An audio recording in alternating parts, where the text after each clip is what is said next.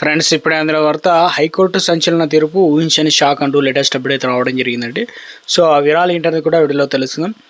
So వీడియోని చివరి చూడండి, అర్థమవుతుంది. మరోసారి ఛానల్ వస్తే తప్పకుండా సబ్స్క్రైబ్ చేసుకోండి. చూస్తున్నారు కానీ లైక్ చేయడం మర్చిపోతున్నారు. సో వెంటనే లైక్ చేయండి, వీళ్ళకైతే వెళ్ళిపోదాం. విషయంలో Aadhaar card, voter ID, pan card, bank ఖాతా, పాస్ పుస్తకం ఉన్నంత మాత్రాన ఒక వ్యక్తిని భారతదేశ పౌరుడిగా పరిగణించలేమని చెప్పేసి కలకత్తా హైకోర్టు అయితే అత్యంత కీలక వ్యాఖ్యలు చేసింది. అసలు ఈ పత్రాలు కేవలం గుర్తింపు పొందేందుకు నిర్దిష్ట సేవల కోసం మాత్రం ఉపయోగపడతాయని, ఇవి పౌరసత్వానికి ప్రామాణికం రుజువులు కావని చెప్పేసి స్పష్టం చేసింది.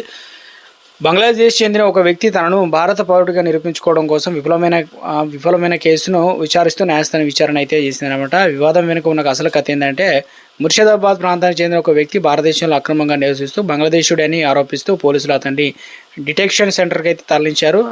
ఇక ఈ చర్యను సవాల్ చేస్తూ దాఖలైన పిటిషన్ విచారించేందుకు హైకోర్టు నిరాకరించింది. తాను పుట్టుకతోనే భారత పౌరుడిని నిరూపించుకునేందుకు సదరు వ్యక్తికి అతడి తరపున హాజరైనటువంటి బంధువుకు కోర్టు అనేక అవకాశాలు ఇచ్చినప్పటికీ వారు సరైన సాక్ష్యాధారాలు చూపించలేకపోయారు. దీంతో చట్ట ప్రకారం తాను భారతీయ పౌరుడని నిరూపించుకోవాల్సిన బాధ్యత పూర్తిగా ఆ వ్యక్తిపైనే ఉంటుందని ధర్మాసనం వ్యాఖ్యానించారు.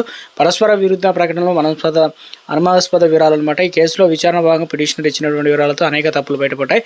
విచారణ ప్రారంభంలో సదరు బదులు తాను నిందితుడికి వరుసగా ఖజానా అని చెప్పగా తర్వాత కోర్టు ముందు సొంత బావేనాయని పేర్కొన్నాడు. అంతేకాకుండా 1980లో నిందితుడి తండ్రి చనిపోయాడని చెప్పేసి అప్పటి నుంచి తానే అతన్ని పెంచి పెద్ద చేశానని చెప్పాడు.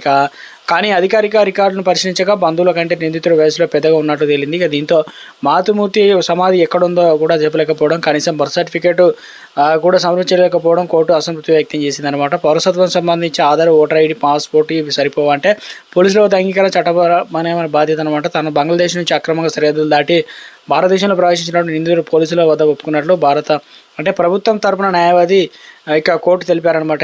అయితే ఈ వాంగ్మూలం చట్టపరంగా ఎంతవరకు చెల్లుతుందనే అంశాన్ని పక్కన పెట్టిన సహజ న్యాయ సూత్రాల ప్రకారం తన పౌరసత్వాన్ని నిరూపించుకోవాల్సిన ప్రాథమిక బాధ్యత సదరు వ్యక్తిపైన ఉందని చెప్పేసి కోర్టు పునరుద్ధరించిందనమాట.